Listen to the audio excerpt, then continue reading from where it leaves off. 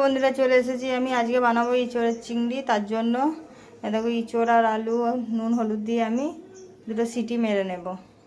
দেখো ইঁচড়গুলো আমি সিটি মেরে নামিয়ে জল ঝরিয়ে নিয়েছি। এখানে নিয়ে নিয়েছি লঙ্কা পেঁয়াজ আর টমেটো, আর এখানে নিয়ে নিয়েছি চিংড়ি মাছ নুন হলুদ মাখিয়ে, আর এখানে মশলা নিয়ে নিয়েছি আদা রসুন আর ধনে জিরে হলুদ আর একটু কাশ্মীরি মির্চা আর গোলমরিচের গুঁড়ো, আর এখানে নিয়ে নিয়েছি গোটা গরম মশলা তেজপাতা আর শুকনো লঙ্কা আর গোটা জিরে। এবার দেখো আমি কীভাবে বানাই। দেখো এবার কড়াই তেল দিয়ে দিয়েছি, তেল গরম হয়ে গেছে। আমি চিংড়ি মাছগুলো ভালোভাবে ভেজে নেব।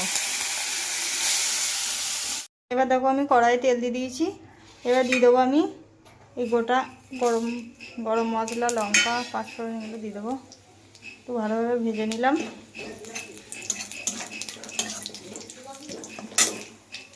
এবার দিয়ে দেবো কেটে রাখা পেঁয়াজ টমেটো আর লঙ্কা,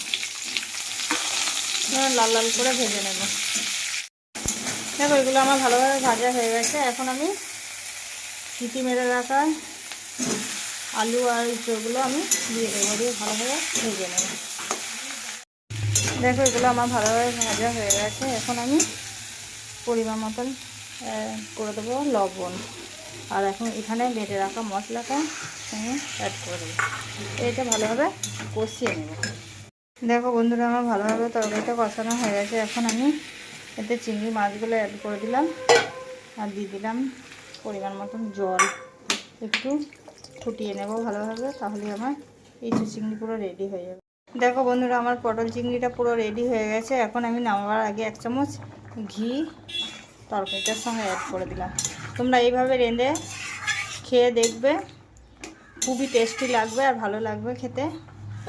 আর যদি ভালো লেগে থাকে চ্যানেলটা সাবস্ক্রাইব করে দেবে আর লাইক কমেন্ট শেয়ার করতে ভুলো না। ঠিক আছে বন্ধুরা, আজকের মতন এখানেই শেষ।